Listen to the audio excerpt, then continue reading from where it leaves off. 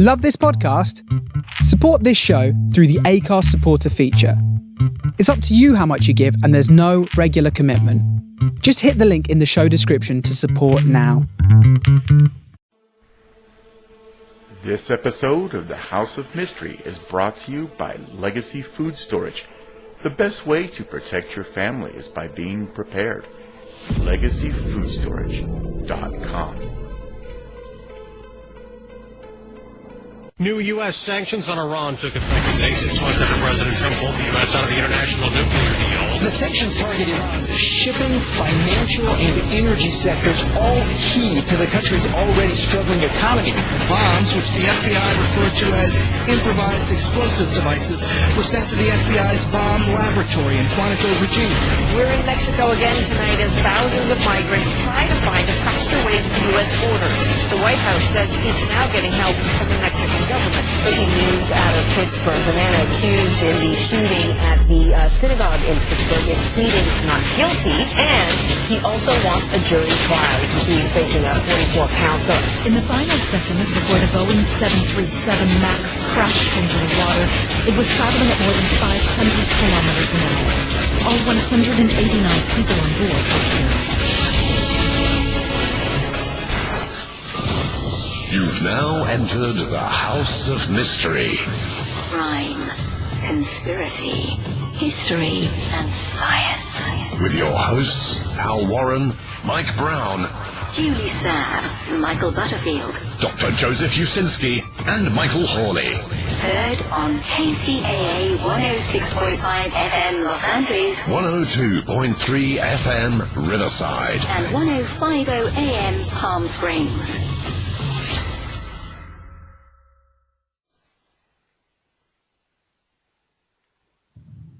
You are back in the House of Mystery. And next up, we have a writer. And this sounds exciting. We've got, now what do we call this? This is crime fiction, maybe. We will talk to her and find out. So the book we're going to be focusing on is The Scorpion Scheme, Death and Danger on the Nile. And who's with us is the author, Melissa Yee. Thank you for being here. Thank you so much, Al and Dave. So, and I would call it medical thriller. Medical thriller, yeah, because I saw that on the bio, and that's why I didn't know what to call it, because that's not something I've really come across. Though in a way it should be, because there is a lot of medical-based thrillers out there, right? So it's true. It's its own subgenre, but in this case, because Dr. Hatshepsut is going to Egypt and she's spending the whole time in Cairo, it's not as hospital-based as some of the other books. It's more an international thriller. Okay, so it's kind of so we kind of call it a thriller, but there is a medical part to it. But you bring in Egypt as well, so you've got a little bit of ancient history and all that in there. So this is a really new for me. We haven't really interviewed a lot of people that have done this sort of thing, so this is really interesting. How did you put this all together? Like, where does it come from for you? Well, in real life, I'm an emergency doctor, and I always wanted to be a writer too. You know, like ever since I was in kindergarten, I thought I love books. You know, I love to tell stories. I want to do that with the rest of my life. But I was really worried about not being able to eat and have a roof over my head. And I was good at school, and I liked helping people, so I thought medicine would be a really fun career, and I would get stories out of it too. So I went into medicine, and it was totally true. I just underestimated how much energy it would take to be a doctor. So, I have to short out on sleep sometimes to get it all done. But one of the things that I did get was a travel company reached out to me and asked me if I would write novels in exchange for writing novels for them. Sorry, if I would travel around the world in exchange for writing for books for them. And I went to Ecuador and the Galapagos first, and then I went to Egypt second. And I said, I need to write my own book about Egypt. I just feel like it's calling me. I don't know enough about it and the politics and ancient history and the pharaohs. I've got to do a deep dive into this and bring my main character too. And so that's how I started writing Scorpion's King. Well, that's interesting. So I can see the medical part of it. I mean, you're dealing with it, especially in emergency. What made you choose Egypt? Like, what about Egypt that makes you want to write a book where it's based? I know, it's funny, right? Because I was not one of the people who was really fascinated with Tutankhamun and or wanting to dress up like that for Halloween. It wasn't a big draw to me.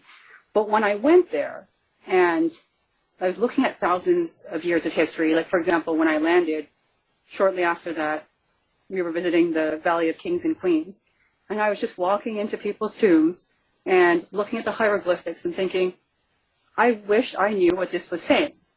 I'm sure it would mean so much if I had any idea. And in fact, in those tombs, the guide is not supposed to come with you. I think it's partly because it's somewhat of a narrow passageway, and they don't want to have tour groups blocking them. And also, it used to be a huge problem when there are lots of tourists, just the dampness, like the humidity, from people exhaling on the paintings on the wall, basically, were eroding them. So you're supposed to go in, take pictures if you paid for the permit to do so, and leave. But I thought there's a whole other level here that I'm not getting, and I would really like to know more. In fact, I'm sure a lot of your listeners would understand that. You know, like, just be like, you're basically staring at a mystery the entire time, and you wish you could translate it. Oh, totally. It's such and it's so complex. There's so many levels, and so many stories about that whole, the whole existence of the Egyptians back then, and what happened in that. So it's pretty amazing. But, And if I was just going to add, and what I thought was interesting too was just the culture was really different. Like, when you became a pharaoh, one of the first things you would do would be to decide your tomb. So, you know, what part of the Book of Dead would you want to have engraved on the walls? You know, how would you want it constructed? Where would it be located? That sort of thing. You would plan for your death immediately, and, you know, it would take up a good part of your life. So it's the opposite of modern day North America, where the focus is just live, live, live, and, you know, when people die, everyone's worried about talking about it and feels really kind of tiptoes around it. Whereas in Egypt, it was part of your life. And worshiping your ancestors too, I think. Yeah, oh yeah, for sure. Things have changed. So yeah, in 5,000 years, things have changed. yeah. Well, it's sort of a different concept. But to put together a book like this, it must take a lot of time. Like, because you really have to get it right when you're talking about something like, you know, ancient Egypt, and you're talking about pharaohs. You have to make sure that it's within the realm of truth. You know. Yeah, you want it to be as accurate as possible. Yeah, I thought it was challenging on so many levels. So when I went, you know, first of all, my brother said to me, "Don't go. You know, the Muslim Brotherhood." Yeah. And I was like, "Oh, I don't actually know the Muslim Brotherhood. Like, I knew so little about Egypt. It was maybe that made it easier for me to go." But when I started researching modern politics, I was like, you know, I didn't have a good idea what happened during Arab Spring. I don't know how they changed presidents from Mubarak to, his name is Hosni, to now LCC, you know, and what that means for the average person. And I would hear really contradictory things, you know, this person was good, this person was bad, this person was a puppet. And it was just hard to sort that out. And at the same time, I wanted to delve into ancient Egypt, which is what people here are more familiar with, and I wanted to get it right. So when I was listening to, for example, Kara Cooney talking about ancient Egypt, and she said that the closest modern equivalent that she could think of was North Korea, to have such a totalitarian government, you know, with a lot of iconography, basically, and absolute power. And I thought no one had ever explained that to me before. That, you know, the reason why we have such lasting monuments today is because so much wealth and power went into building that. Yeah, it's pretty amazing. I think a lot of people don't realize that. And as far as them talking about, this person was good and this one was bad, you can never tell. I think you're doing better going back in time because all we do know, the facts at the end of the day, are how people lived. What happened to them. Their experiences, right? Because that's the only fact we can really know. Whether their leaders were good or bad, or the people around us, just all sort of, it's feeling and opinion. But the fact is, how do people live? And I'm sure they'll say that about today's times and all the things we're doing now. In 100 years, they could say all sorts of things about our leaders. Yeah, that's true. Right, and there will be all sorts of stories that come through, but to find out real fact, all they could do is look at what we actually did in our day-to-day lives, right? So that's kind of the key thing. So when you put characters into this situation like this, where do your characters come from? So Dr. Hatshepsut is based on me during my residency. So she's 27. She has been in school pretty much her whole life. And, as far as she's concerned, she'd just like to get a good mark, get out of here, become an emergency doctor. But for some reason, what the fiction part of it is that she keeps encountering killers and trying to figure out, and basically she can't leave anybody behind. So if somebody comes to her and says, could you help me? She always says yes, and that ends up with her tangled in a lot of different problems. In this case, for going to Egypt, my tour group was at the pyramids when they heard, an explosion, basically. So the ground shook and they could hear the boom. And one of them said, what is that? And the tour guide said, oh, nothing, and just hastily brought them away.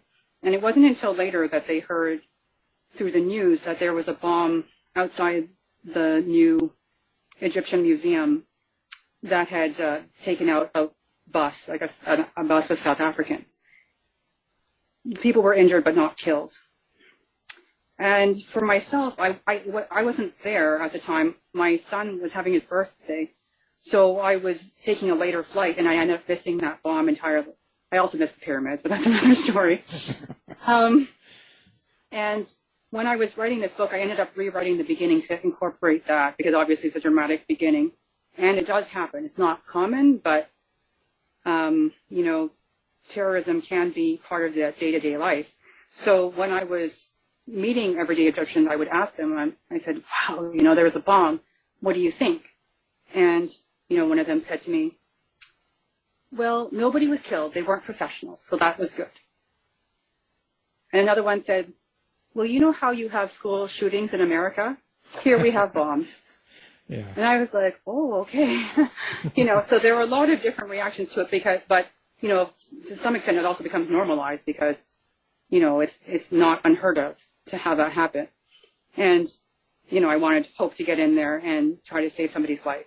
And in this case, when I started researching South Africa, because it was South Africans on the real bus that was affected in May 2019, I started researching treasure. Like in my mind, I thought it would be really fun if she went on a treasure hunt instead of just people killing each other, because especially during the pandemic, we're kind of sick of that.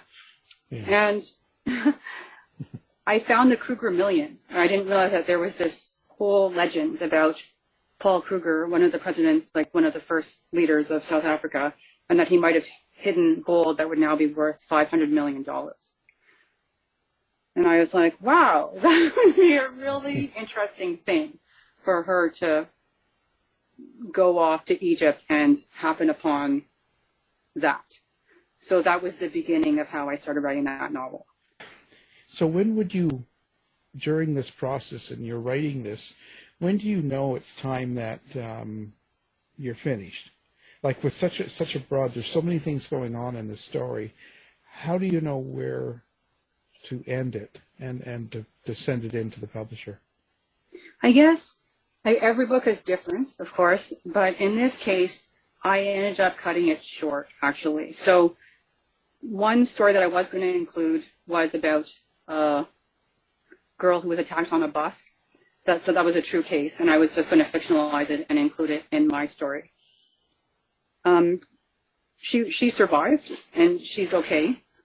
I hope it's okay if I tell your listeners, and maybe you can just bleep this out if it's not. But in the real story, what happened was she was on a minibus. The bus driver asked everybody else to get off, and she was, I think, maybe 13. Like, she was very young. And so she was alone with the bus driver, and he said he would take her home because the bus was having mechanical problems. He couldn't do everybody, but he would take care of her. And then he took out a knife and tried to sexually assault her. And she took the knife and killed him. So obviously that was a huge case. And the hashtag Justice for Amira was trending on Twitter. So I was kind of writing and leading up to that, the entire novel. And I had written the scene where Hope comes across her and coming off the bus and everything like that. And then I just stopped. Like, I kept skipping over that scene. And finally I realized that I didn't want to write it or read it.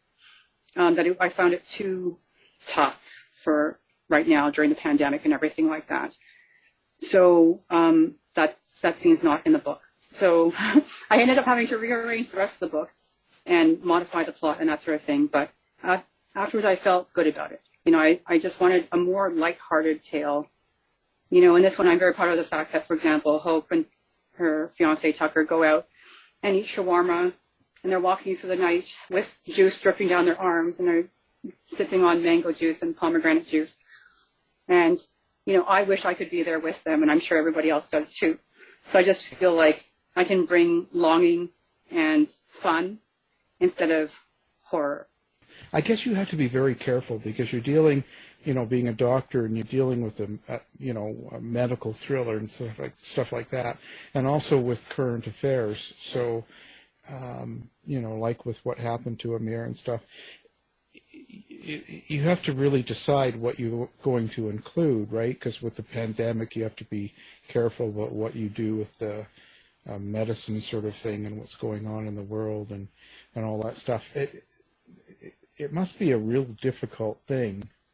Mm-hmm. It is a juggling act, and I felt more of a responsibility for this book set in Egypt because I was posting when I was traveling there in 2019, and one of my colleagues afterwards thanked me. She was from Egypt, and she said, "Thank you for showing this side of Egypt and basically for portraying the Middle East in a positive way, which we don't usually see in Western media." Right. And I thought, oh no, but I'm actually writing a thriller, so there has to be crime. So it has to be a balance between trying to be respectful and show the really wonderful parts about Egypt and North Africa, but also being realistic and showing some crime that did happen. Well, yeah, in America with the media's got a huge, you know, they're mass media, right? What were they called last week? Bulldozer by one of our guests. And it's well, in a sense that, you know, they have an idea of what, let's say, Egypt is or the Middle East, and it's presented that way in 1,000 shows a week type thing. It just kind of gets thrown out there, and we all see it, so we all get exposed to it, and so we just accept that as true. But when you go to a lot of these countries, you realize that it's not anything like that, there's so much more to it. Mm-hmm. Because that would be like just saying, you know, America, you know, has a mass shooting every day, and then all of a sudden that's all you think about. So don't go there; you get shot. If that would be the same kind of premise, right? So. Yes, and I think we all feel that way. Like, this will be my own ignorance. Like, when I went to Oregon to a writing conference, people were introducing themselves to each other, and they were saying, "Oh, you know, I'm from Massachusetts. Oh, I'm from Florida. Oh, my aunt is from Florida," and they were chatting away about it. And I was puzzled because, you know, I'm from Canada, and I thought, well, you're all American. To me, like, they would just sort of bond about they were all American, and then we would go on from there. But then it just helped me realize that the U.S. is such a vast country that you're looking to find kinship in different areas. So now that I've traveled a bit more too, I see it. You know, there's a lot of difference between East Coast, West Coast, you know, the heartland, North, South. You know, and that's the pleasure of traveling and meeting people. Yeah. And that has two sides to it, because it's like there's the 50 states, it's like 50 countries.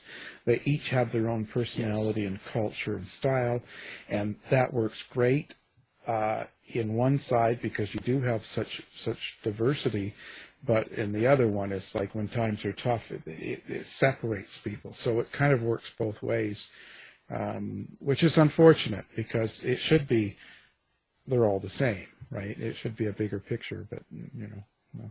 Yeah, we see that too in Canada because healthcare is delivered provincially, just like yours would be sent out by state, and you see the differences. Some provinces have more money than others. Some have better access to vaccines than others. Just for example. Yeah, I'm still waiting. Yeah, I only have my first dose anyway. Well, let's get on that. Hey, what are you doing? Yes, You're spending too much time writing and not getting vaccines I'm to doing me. 3 vaccine clinics the next 3 days, just so you know. Yeah, and so did you find this whole last year and a half, I guess I should say, of all the turmoil, like, more so in the U.S. with Trump and all that sort of unrest and Black Lives Matters and all the things going on. And of course it goes over into Canada, but plus the pandemic and things like that. Did that affect your ability to write? Yes. So for me, it started with COVID and just feeling like I really wanted to try and make sure that my hospital was as prepared as it could be and that its policies made sense. So then I was talking to administration and saying, we really have to cut visitors. We really need to make sure that people who are trying to travel for March break don't just come back and spread. And that sort of thing. That sounds like common sense now, but at the time they were just like, no, it's fine. It's fine as long as you don't go to Italy or Spain or Iran, and I'm like, or China. I'm like, clearly not, and so now we know that the first viruses that came in Canada were from New York, for example. So that took a lot of headspace, and I'm just trying to figure out medically what was going on because, nobody knew anything. It was just people trying to work on the fly. So someone would be working in ICU in Italy, and then they would send it to their friends, and then those friends would post it in a group that we were in, and we were just trying to decipher, okay, yes, use steroids, no, don't use steroids, and, yes, clotting is a problem, heparinize everybody, so we're trying to go through that. And one of the things that I did was I wrote a petition just asking for PPE was my main thing. I wanted to make sure that we had enough because, we would literally see doctors dying in Italy because they didn't have any gloves, let alone any other protective equipment. So I was like, Canada better wake up. So I wrote a petition, and 61 of my colleagues signed it. And it actually got over 200,000 signatures. And I was talking to the media about that and how we were trying to, do this warlike effort to stop COVID before it started here, because we were in a relatively luxurious position that we had less people traveling here and we could just watch it come rather than being on the first line. So that took at least a month out of my life, and I didn't do much of anything else. And then when it came back to, then it was then I had this really complicated book that I was trying to struggle through. So, yeah, for sure, COVID threw me off. Black Lives Matter, heartbreaking. We all felt it. And here we have Black people who are disproportionately affected, as well as Indigenous people. So, we tried to put our support there too. And for me, that meant donating money, as well as speaking out. It must be disappointing too, in a sense, for someone in your profession on the medical side to see people that are, anti-maskers or saying that masks don't do anything and all the other stuff out there about the vaccines and things like that. With things like that, does that sort of get you kind of losing faith in people a little bit? Yes, for sure. I mean, sometimes I talk to my husband and he just says, people are terrible. So it's like, yeah, that's true. Yeah, that kind of sums it up. I think it's kind of his way of curtailing any complaint because you can just say people are terrible, and then you just have to stop and agree, and then there's nowhere else.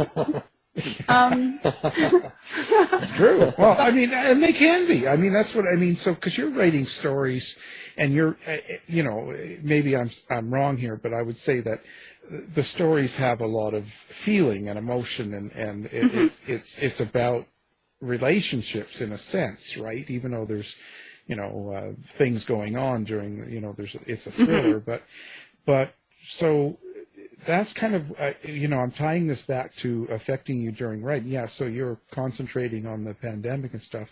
But just that in itself, with people kind of going, well, vaccines don't do anything, and it's fake, and don't wear masks, and all the stuff like that. I would think that would be kind of a little bit depressing, and therefore when you're trying to write your characters in a book like this, does that affect the way you write them? Do they become a little darker? Do they become a little less nice? Well, I'm already not nice in some ways. Well, then there we go. So that makes a better book. I try to live in my own little bubble a bit. So in this case, there is no pandemic in Egypt. It's just an alternate universe where that's not happening. So that makes one thing easier. So they can just travel and they don't have to wear masks. And then the second thing would be, I try to concentrate on the vast majority of people. Even at the beginning of the pandemic, I would go on Reddit and they would have things saying like 70% of Americans think we should lock down. The majority of people were supporting it, but we can easily get swayed and just look at the minority who are very vocal and very dangerous and get disheartened by them. Luckily, I live in the country and I have smart Facebook friends. So for the most part, I don't get the banging of pots and pans. I was thinking about that today because, we live on 12 acres, so there's nobody's going to bang pots and pans for me. But, they would post on my Facebook feed, like encouraging art and that sort of thing, about doctors and nurses as heroes and that sort of thing. And I just use that to keep up my spirits. You can look at, there's always glass half full, glass half empty. So I just try and concentrate on the good stuff, because if I let myself get dragged down with the bad stuff, I wouldn't keep going. Yeah. My glass is broken, so I can't do. Yeah, you can't. There's no full or empty or anything like that. So other than the complex, the story parts, and the things you've got going on in the book, at the end of the book, when I read it, is there something else you want me to get from this book? Her name is Hope, and actually, an English teacher pointed out to me that her last name is C, which sounds, so it could be that she sees things clearly. So sometimes I put a quote in there about hope and how it seems impossible and in some ways unbelievable, but it's still possible to make a good world. Because really, mysteries and thrillers are about justice in the end. You find the culprit, and you put them away. Dave, stop barking. I'm so sorry. I'll put my dog in. She feels really strongly about your broken glass. I guess I shouldn't have said. That's not right. I better not say that. Boy, I'll tell you, I'm getting into trouble. Yeah.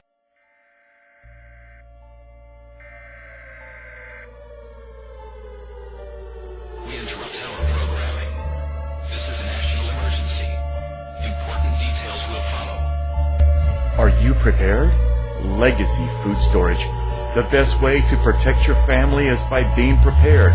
Go now to legacyfoodstorage.com. Use coupon code HOM15 now for 15% off. Quick, go!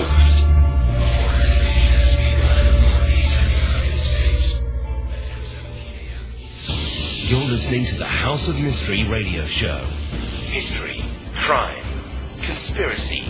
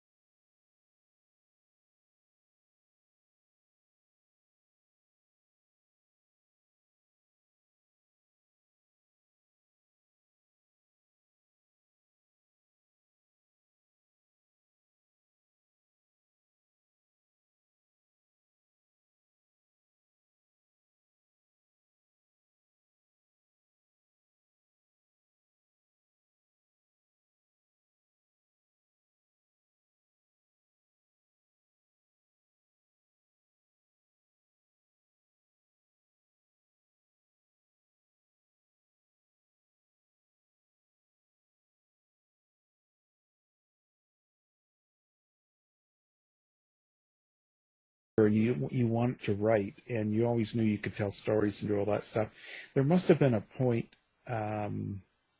where you thought you could actually do it and felt brave enough. Because when you're writing these stories, and you talked about the one doctor who was kind of based on you when you were in residency, so therefore, just like any of us who write, you do put some of yourself into every story.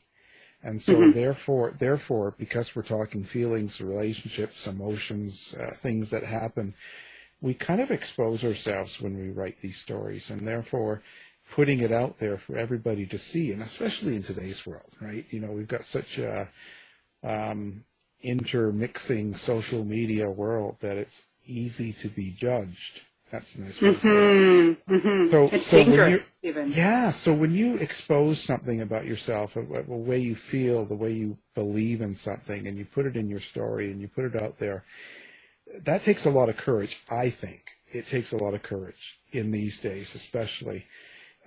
How do you know what you can put, you can't put, and when you feel comfortable enough to put that? Like that has to be... there has to be something that gives you that fire to do that ability to do that and kind of go, yeah, okay, I'm doing this. I guess when I was little, I just read books and I thought, I can do better. I knew I could do better than that. You know, they always say that children's books are, you know, the best books, and they have to be, they have the most demanding audience. But if you just go through random children's books, you'll find a lot of bad ones.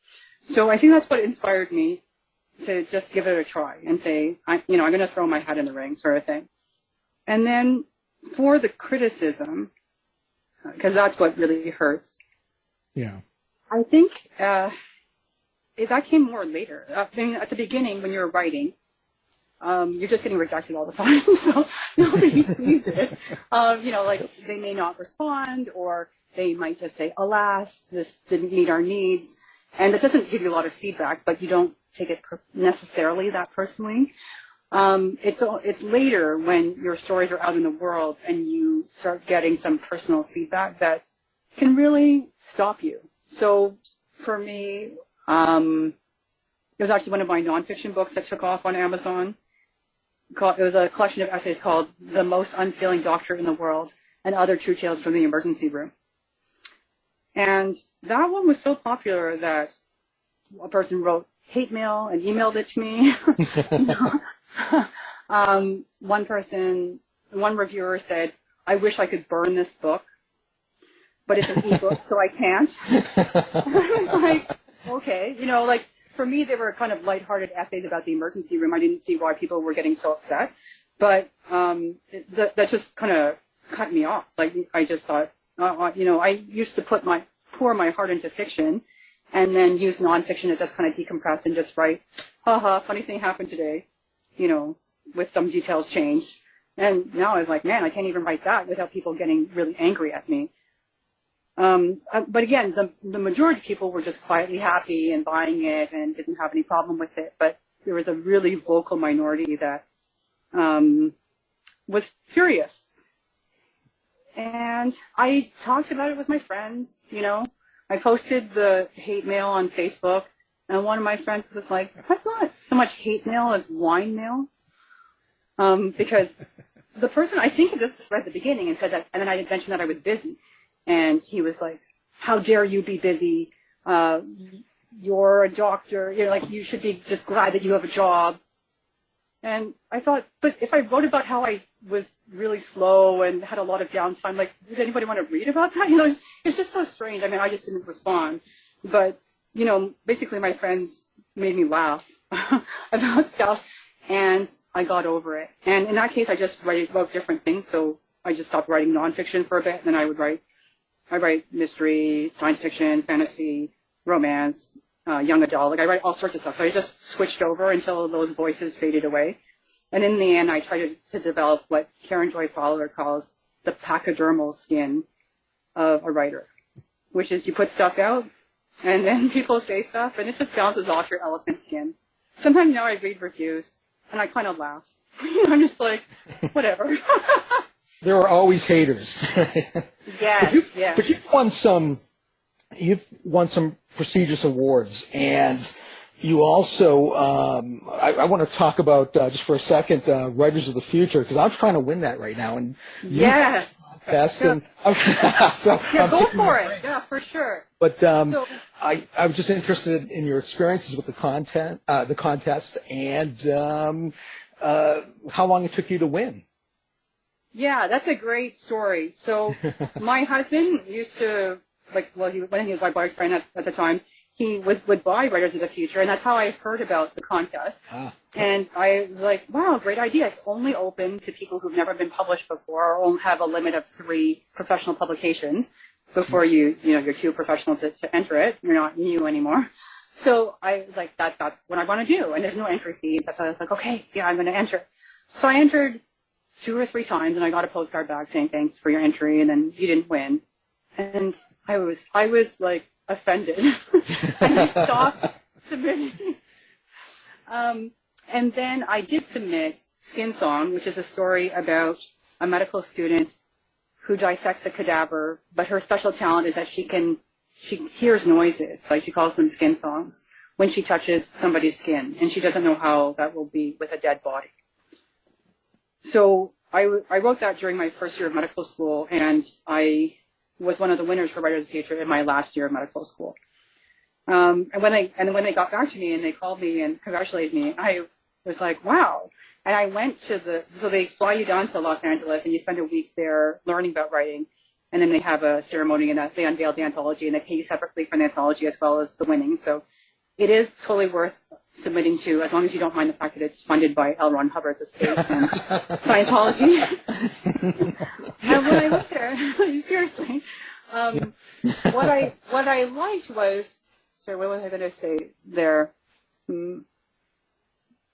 What I thought was really interesting was that one of the first place winners, it was his first try that he had won first place, and then that means you're up for the grand prize as well. His wife had applied quarter after quarter and year after year and hadn't placed. Yeah. So I was looking around and I realized, I was like, wow, the fact that I stopped applying only hurt me. It wasn't like Writers of the Future was sitting there going, I wonder what happened to Melissa. They had no clue. They didn't care. And, they would just go through whatever thousands of entries they'd gotten that quarter. So the people I admired the most was not the gentleman who won on his first try, but the ones who had tried quarter after quarter. And, it means that every 3 months you have a new story, and you just get better and better. Absolutely. And I thought, if I'm going to make a career out of writing, I can't get my nose out of joint, because I feel like they're not seeing my uber talent, right? I have to put the work in and put up with the rejection and just keep going and going. And that was one of the things that I took away. The other thing I took away from Writers of the Future was a bit embarrassing, but I was really cheap and always really worried that writing would never pay the bills, right? Yeah. So we were across the street from a used bookstore, and I found this book called Poem Crazy, and it was still, to me, expensive. Like, it was over $10 American, because that's at least 30% more Canadian. And you get paired with one other writer during that week. So I talked to William Brown, my quote-unquote twin, and I was like, this book, I really want it, but I don't know if I should spend any money on it. And he said, I think it was $16. And he was like, well, would you get $16 worth of pleasure out of it? And I said, yes. And then I bought it. And that was my other big realization, was that if I was going to get anywhere with writing, or really any sort of career, I was going to have to put money in and not be so afraid. Those were my big take-homes from Writers of the Future. There you Excellent. go, Dave. Very interesting. Do you prefer writing medical thrillers or fantasy and science fiction? Well, it's like a mom answer. I like both of them. So when I was doing, especially residency, but med school and residency, really, I didn't write medical thrillers at all. So people would be like, why don't you be like Michael Crichton? And I'd be like, no. because I was working all the time. it's not cute, it's not fun if you're just there 24 hours a day. It wasn't until I graduated from residency and even from my emergency year, I had to completely graduate before I felt free in my mind enough to look at writing about medicine for fun. So I wrote a lot of fantasy and a little bit of science fiction during those years because they were really good at escape. So, for example, I have a series of stories called the Wizard Hospital stories, and in those, it's a hospital, but it's run by a wizard, and it's all magical creatures who come for help. And that was really fun for me. I'll help you, but only if you're magical. Well, that's an American hospital. Orbit. Yeah, you don't have the right insurance. When you look back at the work you've done, is there certain books that stand out for you?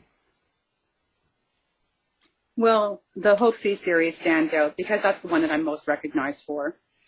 And I enjoy it because I can put a lot of my personality and put a lot of crazy medical cases in there too, and develop that world. I guess also because it has 8 books and radio play, and some short stories as well. So it's my most developed world. But I still love my fantasy and science fiction too.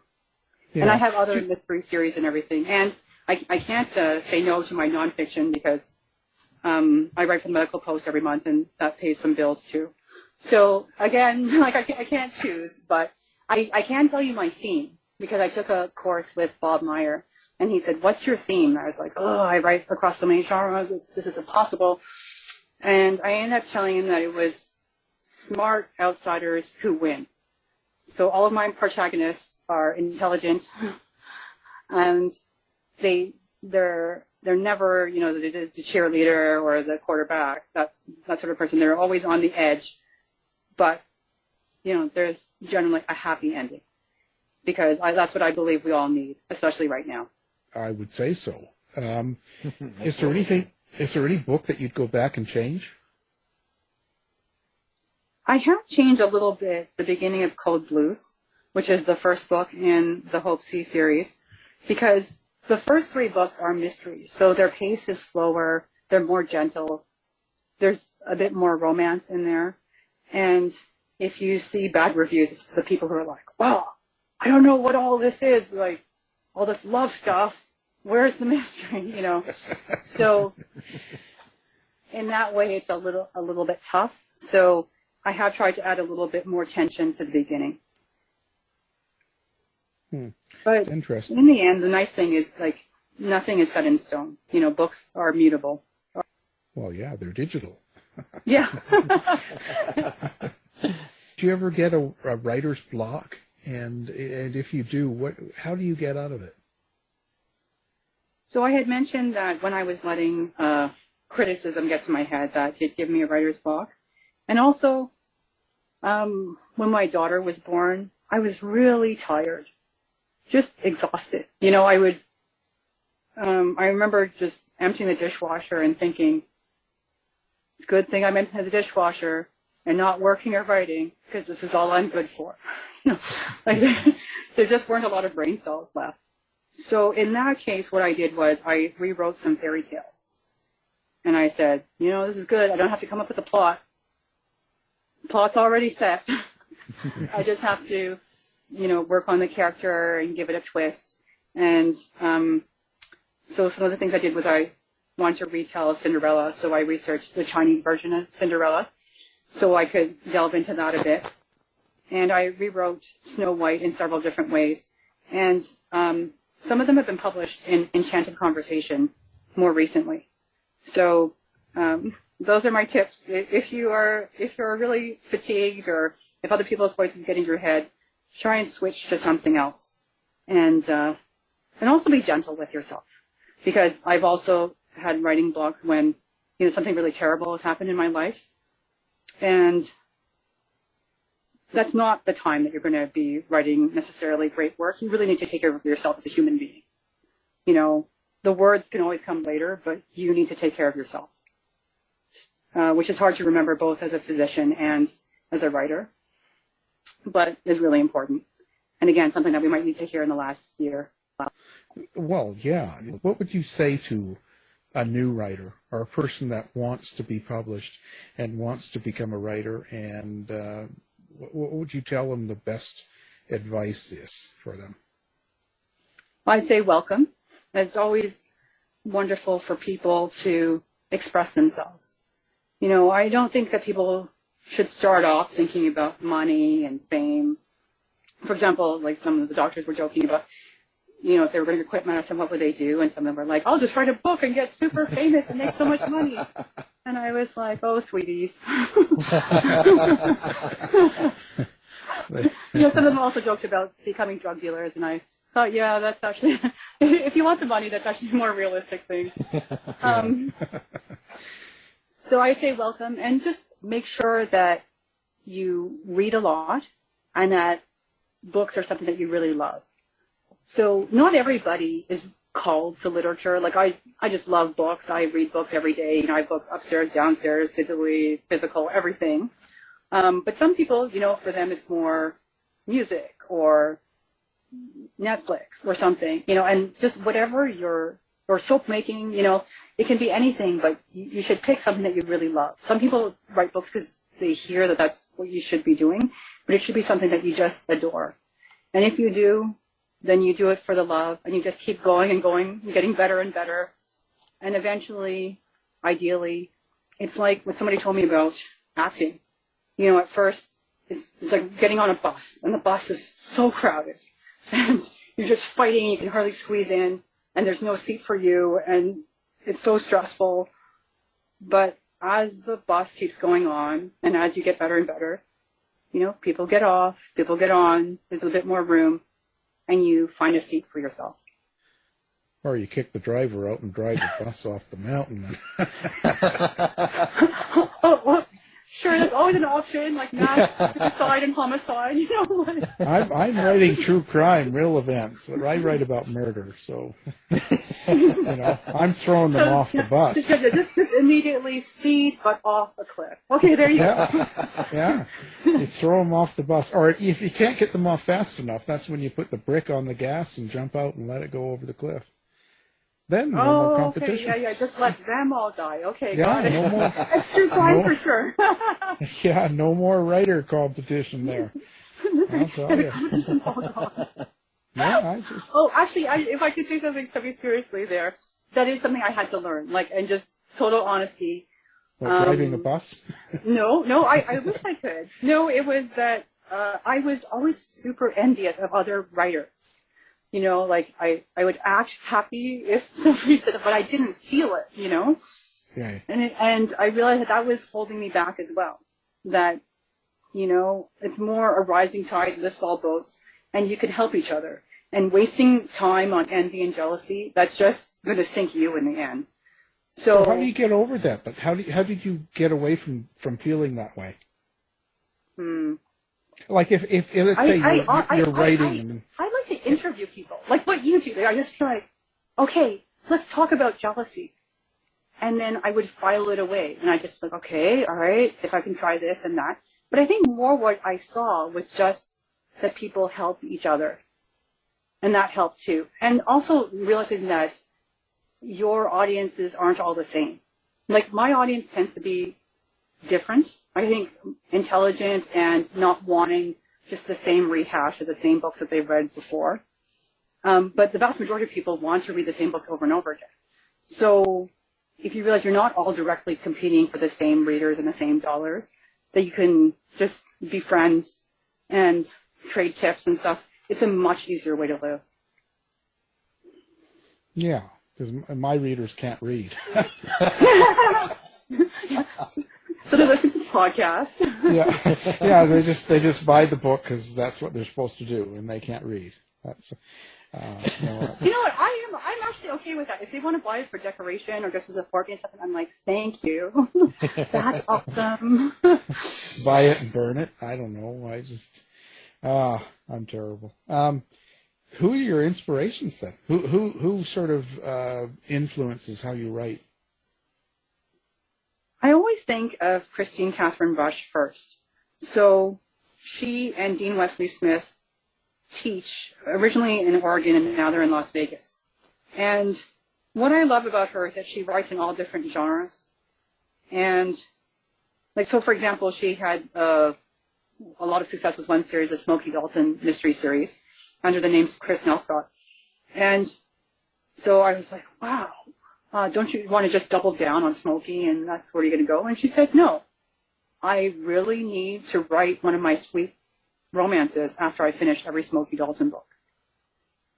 So she was the first person I met who wrote widely, you know, was super good with feedback and anyway, like just, and then I admire her writing as well, especially the Smokey Dalton series. So she's one of the people who really inspires me. And other ones for mystery would be Dina Stabenow, I hope I'm pronouncing that right, who writes the Kate Shugak mystery set in Alberta. I'm sorry, not Alberta, in Alaska. She's American. It's further north and further west, yeah. Sorry about that, Dana. But there are, and actually for FNSF, one of the people I like is Jim Drusen. The Drusen Files are a lot of fun. Right, yeah. Mysteries, but with a giant wizard. And Charlene Harris, too. So, I mean, there are just so many people who are amazing. I just love reading. Yeah. You should read Dave Martino's book. Incredible. Yeah. It really, yeah. For sure. It is. Sure. Yeah. It should be on the top of your list. You should have one on each floor of your house. I mean, yeah, that's right. One of my friends took a picture and he had piled up all of his books and it was taller than him. Yeah. So I could just do that with Dave Martino's books. Yeah. Just get all of them, make it taller than me. I'm not that tall, so it wouldn't be that hard.